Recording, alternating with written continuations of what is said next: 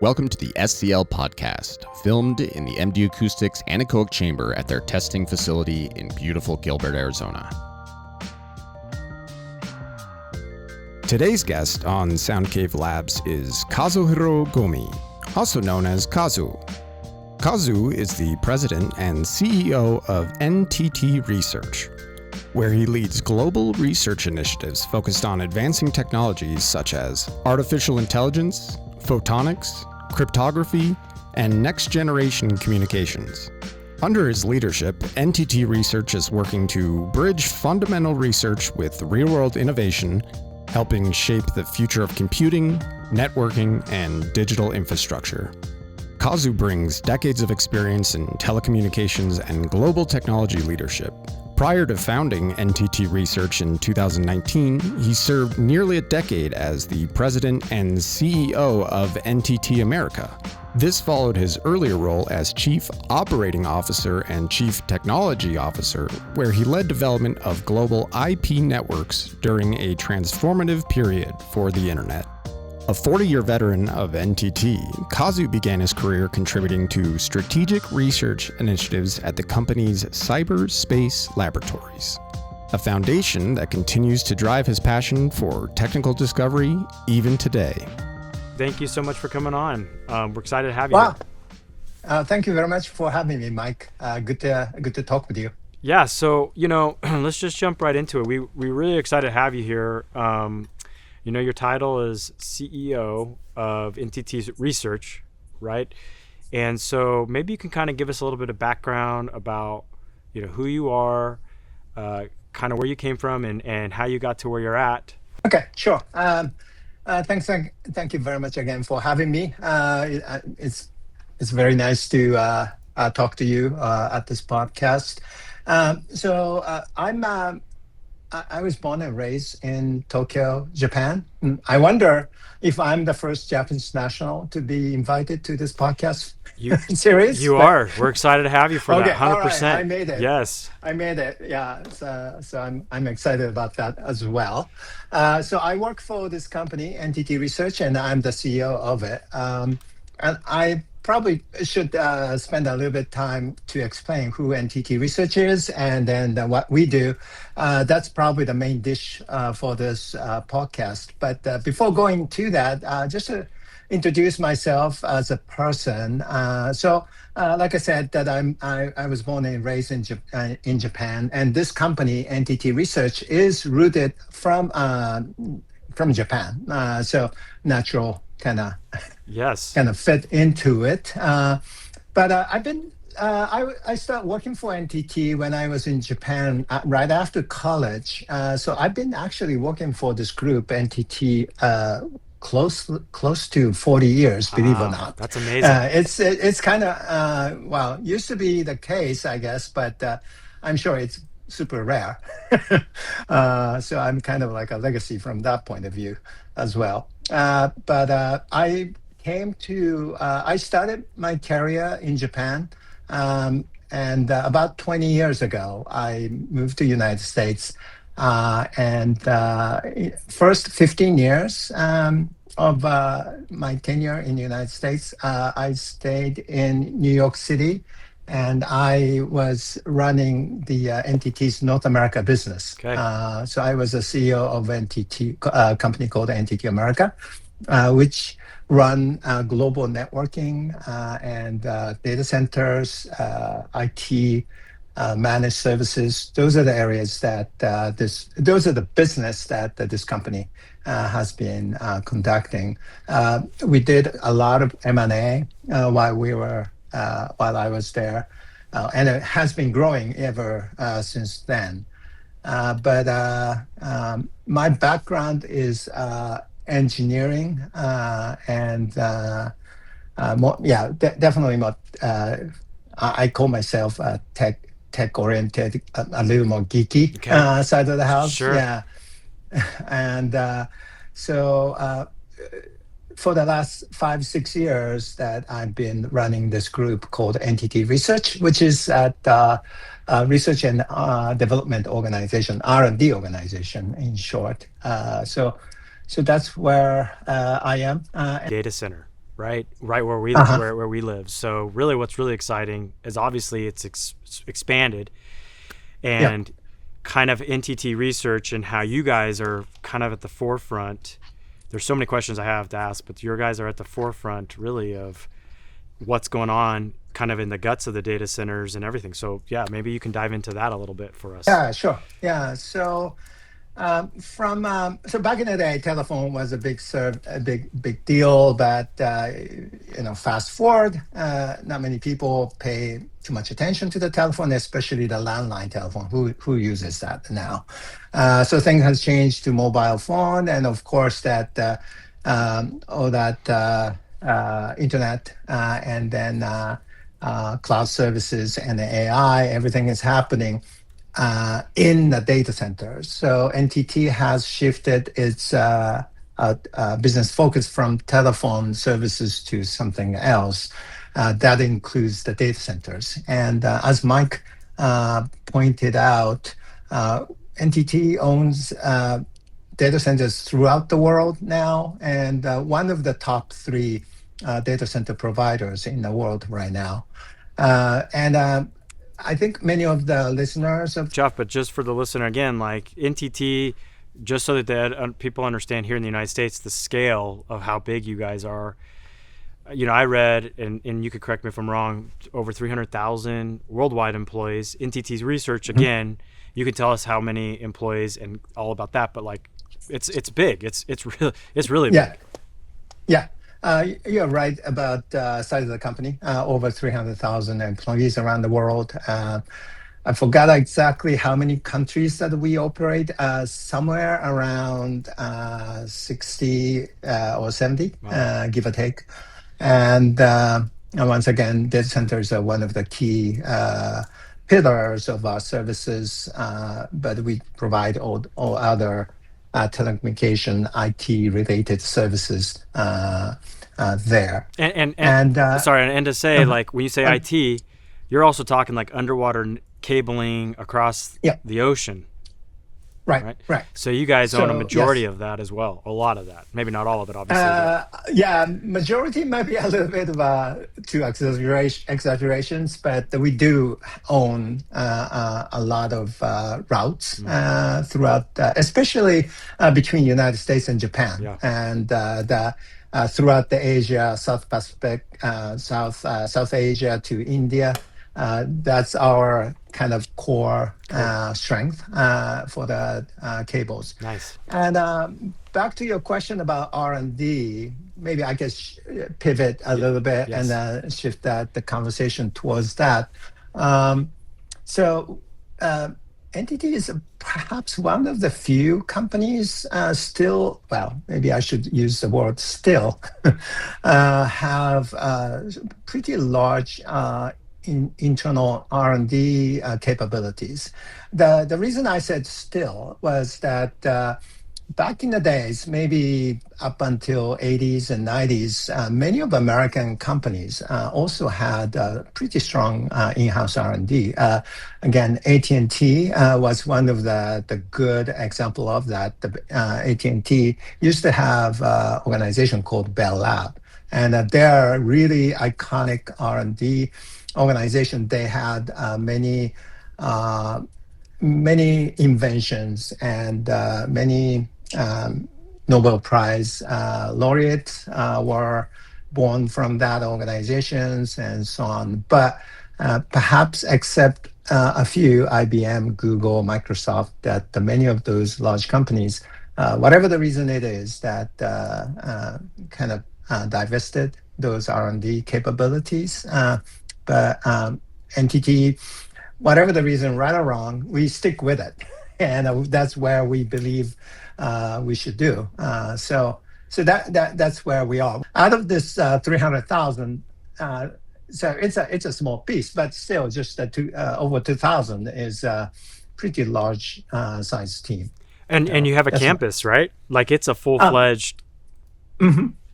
Yeah. Most of the 2,500 R&D staff, as you can imagine, are based in Japan, and we have 4 campuses in Japan. But The team I manage directly is in Bay Area, California. That's where I'm speaking from right now. But that we have a well, compared to 2,000 member team, this is much smaller. It's about 100, but we have operation there. Nice. So let's just dive in. Like, talk to us a little bit about what's really exciting that you've been working on and all that fun stuff. Yeah. So we do we do R&D, and then when you talk about R&D, there are a couple different ways to do it. Sure. And I believe that our approach is a little bit unique. The reason I say unique is that many R&D typically, you want this type of product, this type of services, you want to release in, say, 2 years, 3 years. So backtrack from there, and then let's just start doing this topic, and assuming you can make good business out of it, 2 to 3 years. Our approach is a little bit different. We are focusing on basic fundamental research. So when we start, meaning when you pick the topic of the research, we don't know exactly what this is going to be used for in a business. So in other words, our approach is that we hire we believe top world leading researchers, including up and coming young researchers, and let them choose the topic that they are interested in and that they are curious about, excited. And our belief is that if those people choose this topic, we are hoping that probably not 2-3 years, but a little bit longer period of time it may take, but it will make a big impactful scientific discoveries, inventions, these people should be able to achieve. So that's how we operate. So once again, our approach is basic and the fundamental research. And more specifically, you may want to know what exactly the topics that these guys are focusing on. We have a few focus areas, even though we let them choose the topic, but we have some sort of wide range, kind of like a swim lane. And one is that I would like to introduce 4 areas that we are focusing on. One is that optical devices. More specifically, we're trying to create the optical computers. Maybe we can dive into further if time allows. And then that's one. And the second one is cryptography. So encryption, decryption technology. And third one is what we call the bio-digital twin. Once again, this keyword means a lot, and we can dive into further. But digital twin technology applied to human body. And last one, as you may wonder, what about AI? And so we are also working on the AI. But again, our approach is from basic fundamental tangent. So not so much on the how to use AI to basically, bring more efficiencies in these tasks or anything like that. What we are doing is that trying to understand how the AI machine learning mechanism is done. So more fundamental stuff of the AI machine learning. Interesting. So when I think of data centers, right, I think of a lot of power consumption like we talked about. Mm-hmm. We think of, and obviously, we do deal with acoustics. I'm here in an anechoic chamber. We deal with, my company, we do a segmented of R&D where we pay as a company, but, we're just a super small company, which is why I was excited to have you on here, because I know, data centers and power usage is a big deal. So I got to think you're talking optical. I mean, let's just dive into that and let's talk about a little bit about how you guys are looking at power consumption and kind of the 4 elements that you just talked about. Can you dive in a little bit on the optic? Sure, of course. Yeah, sure, of course. So data centers.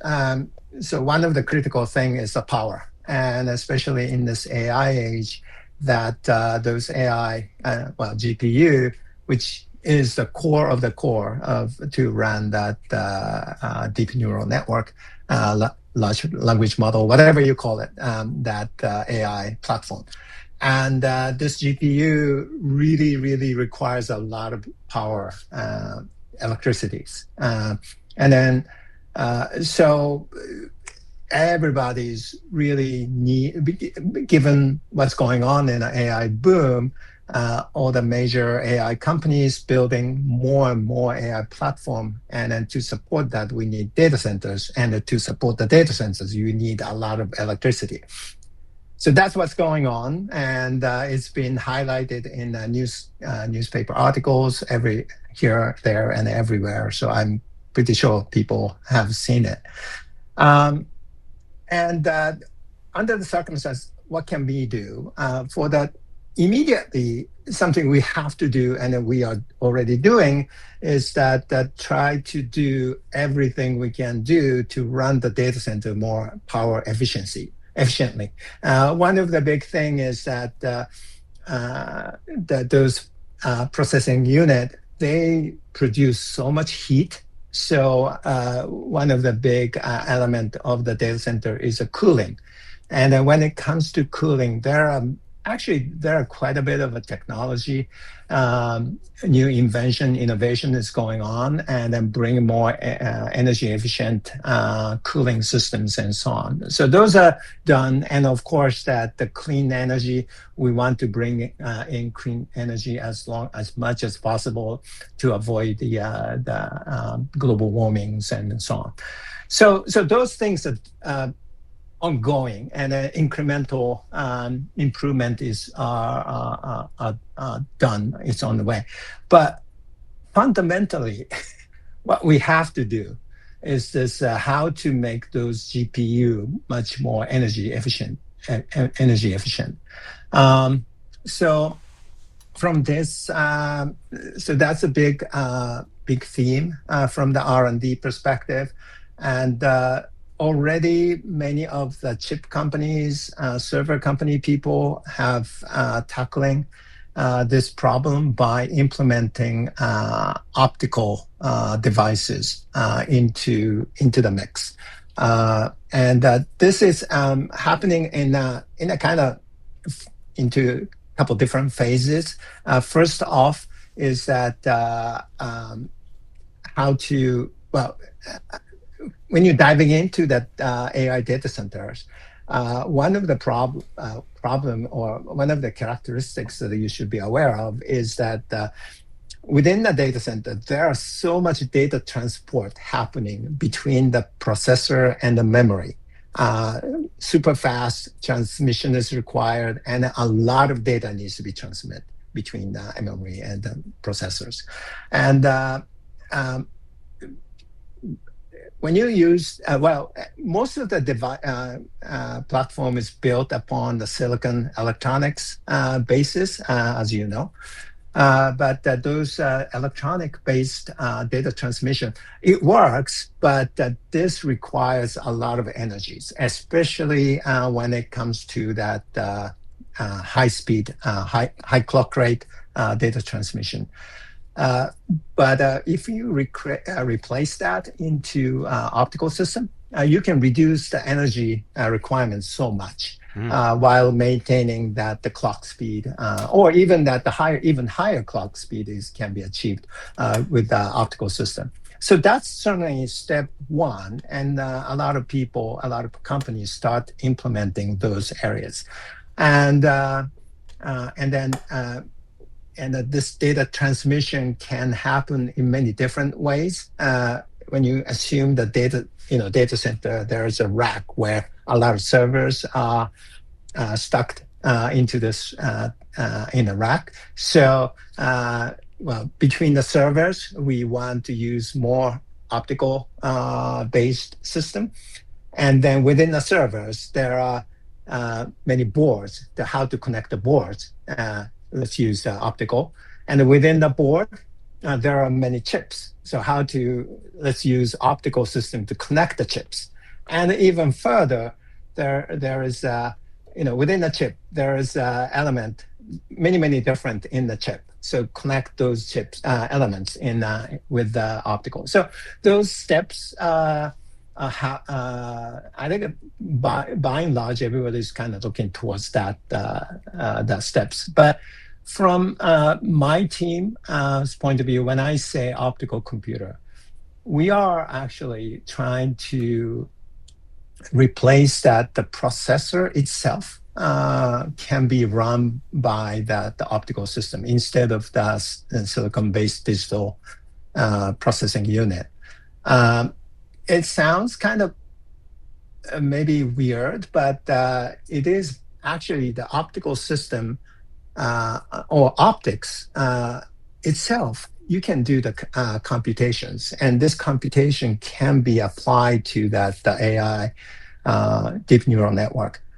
So that's what our team is looking at, and well, it's not happening over the night. It will take definitely a few years, but our dream is that we can replace the GPU and the memory with fully optical systems. And by doing so, we should be reduce the energy requirements of those servers, of those compute platform drastically.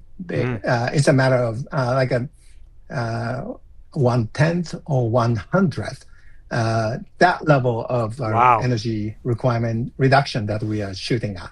In San Francisco there, are you behind computers and running simulations and computation? Is that primarily what you're doing in Silicon Valley? Yeah. So we have those facilities, so physical experimental tools and devices, but also there are people working on more theoretical things and computer programming. So yeah, mixture of those the people's working in our lab. Okay. And so now kind of pivoting from the optical, by the way, that sounds fascinating. Obviously, if you're using optical and you can reduce it that much energy, that's, like you said, so dramatic. That could have obviously huge impact. And it's especially because it's not up in space. It's actually here on Earth. This is all the other stuff that you probably heard about. So this is awesome.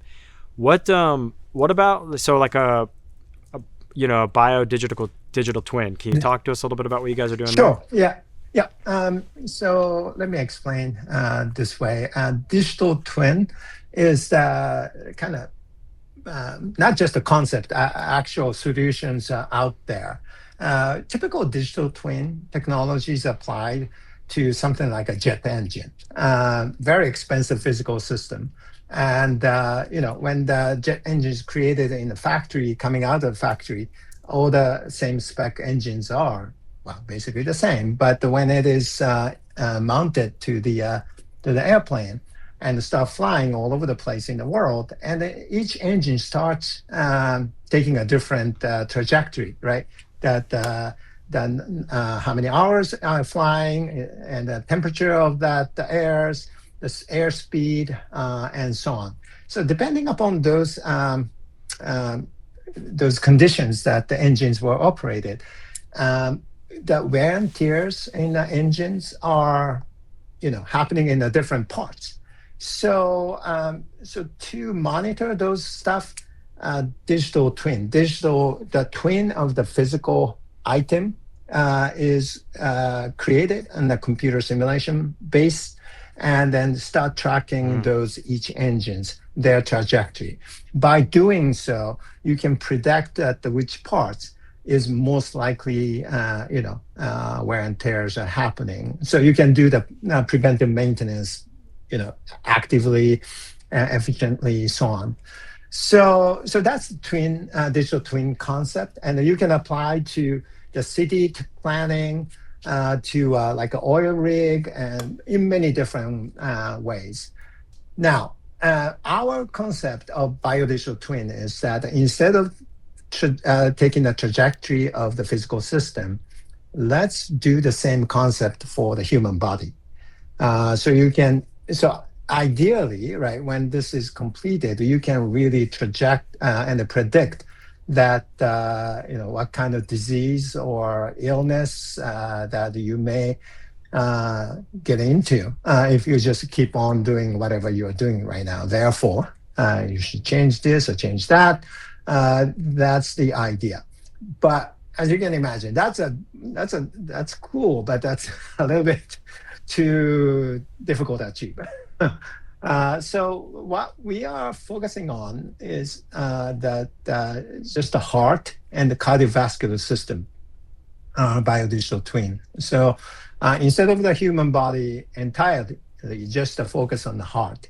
And currently what we have achieved over the last 5 years or so, we are doing this project, what we called acute cases, meaning that you already taken to the hospital. You got heart failure or heart attack, in that type of scenario, you are taken to the hospital. And we can apply this digital twin concept and approach, and you can really predict how this heart is going to behave and we can simulate different kind of drugs being prescribed. How do they react to it? So in a way that this system helps the physicians to determine what to do in their obviously that in the ICUs or in a hospital environment. So that's where we are. But also pivot from there is that because we can predict those behavior of the patient's heart, what we are trying to achieve is that we may potentially do that more. We can do this medical treatment more automated fashion.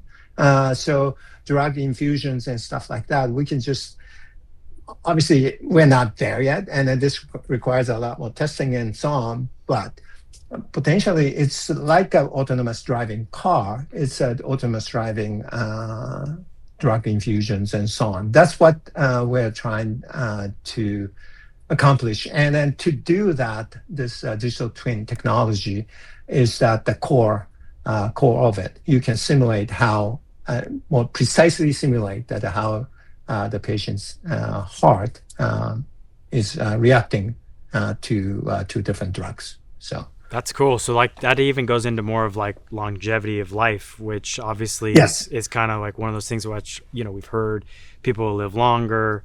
Yeah, I mean, this is kind of in that world where, And then another, if I may add, one more thing is that by doing so, our real hope is that by doing so, that the medical system can be hopefully cheaper, more, that less human involved in the entire care.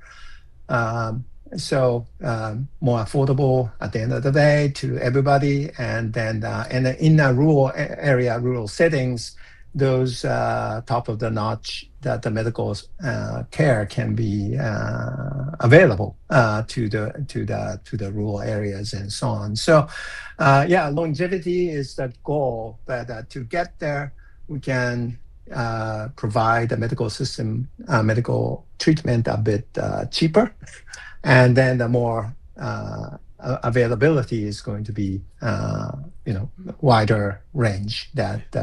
So those are the type of thing that we are shooting for. And I'm assuming there's quite a bit of machine learning and all of that as well, right? Yes. Yeah. Very cool. So what about, so we hit on the other topic, which would be cryptology? Cryptography. Yeah. Cryptography. Yes. Yeah. Let's talk to us a little bit about what you guys are doing there. Yeah. So cryptography, this topic is a lot of things are going on, but something I can explain the type of things that we are doing exciting is that, just assume something like that. So probably everybody know about cryptography now. So you encrypt the data, and then if you have a right key, you can just open the file. If you don't, you don't see anything. So today's most of the cryptography is that you can access to the file 100% of it or 0% of it. So either all or nothing. Assuming there's a cryptography technology that you can, you lock the file, but to open the file, you can issue different keys. And Mike, you get one key, and I get different key.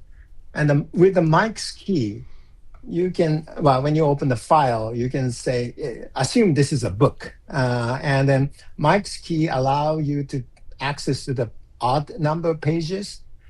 And my key allow only the first 10 pages or something. You can just control everything like that as a part of the cryptography. This type of thing is possible.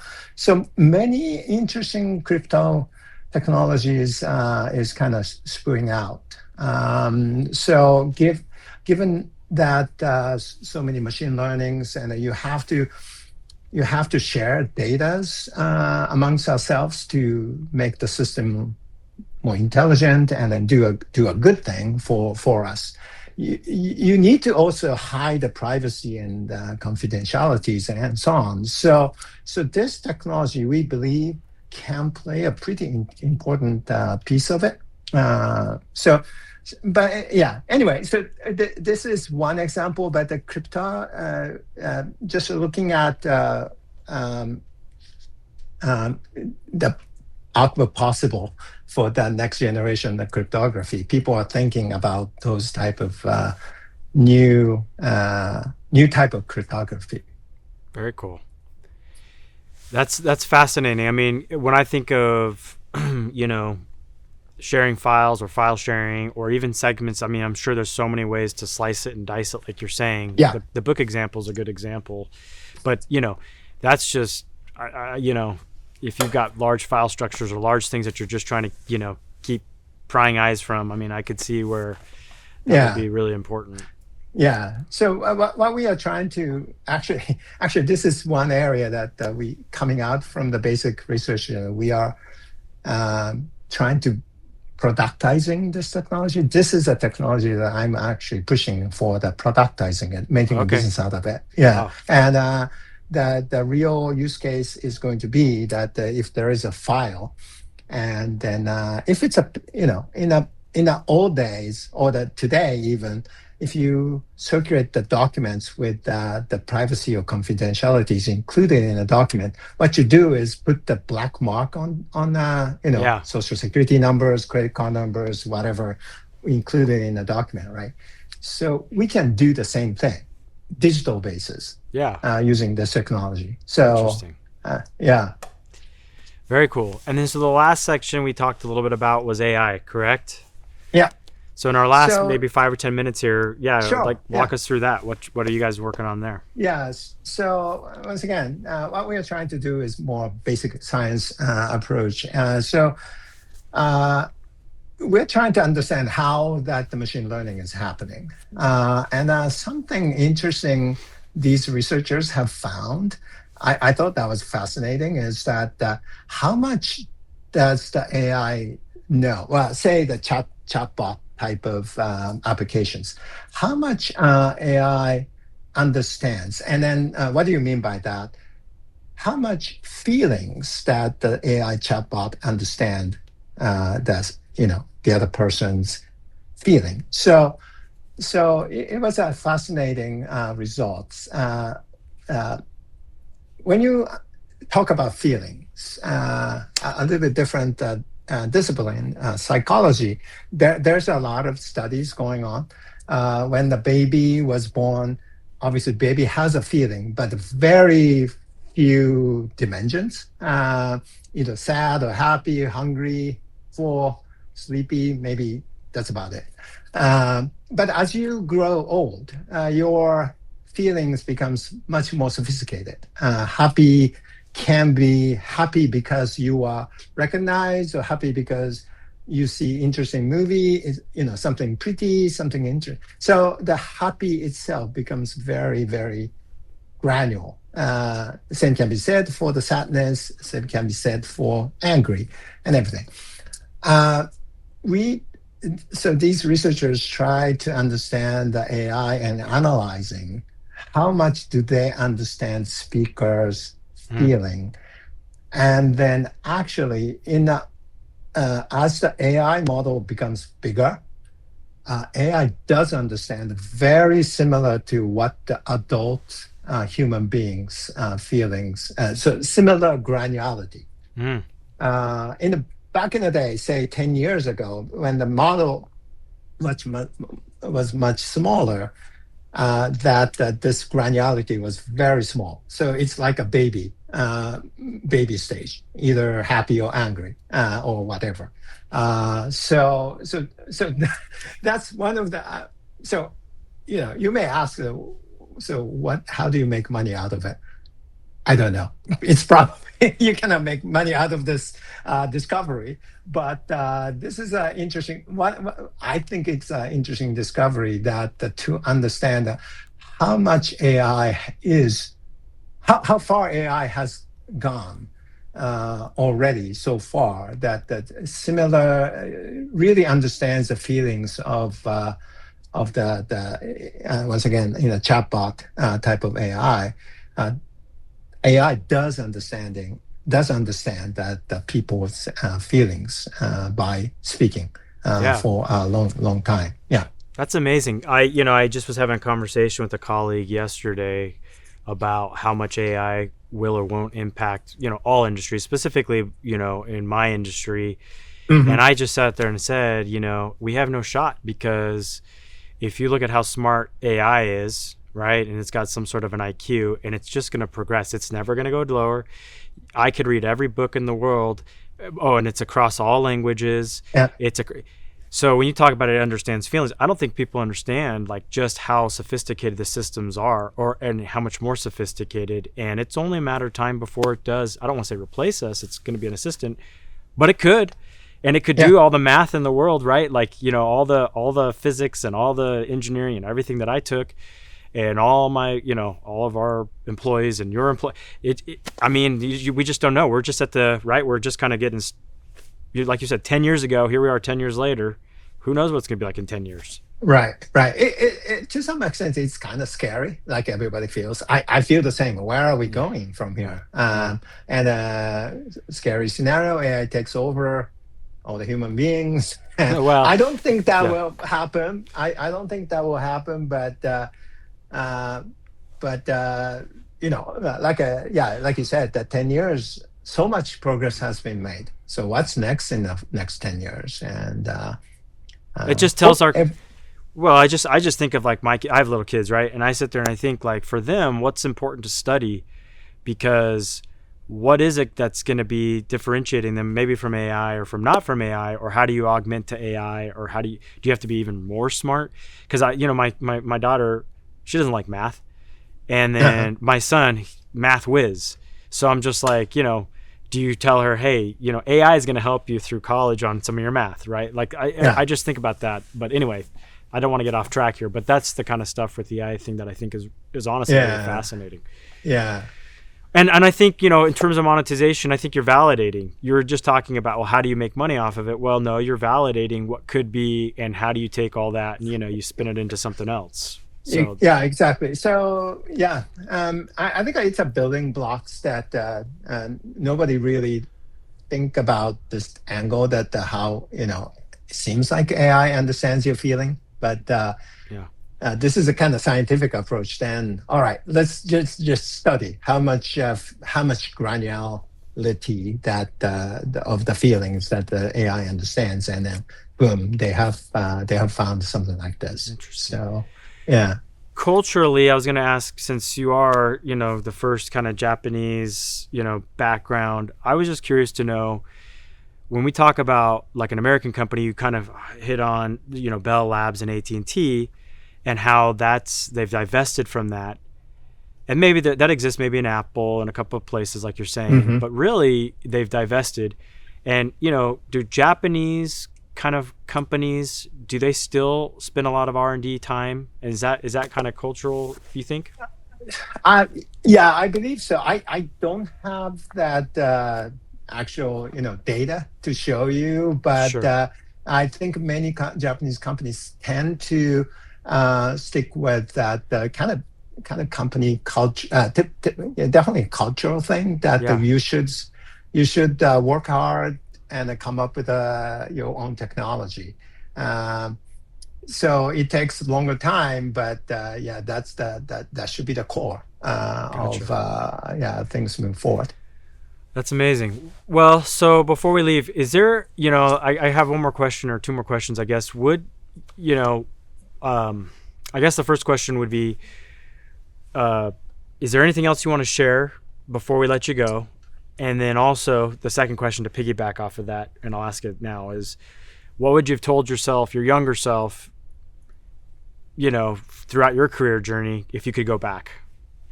Yeah. Um, so I so I before I'm doing this management job for the R&D team, and then prior to that, I was managing the large business team.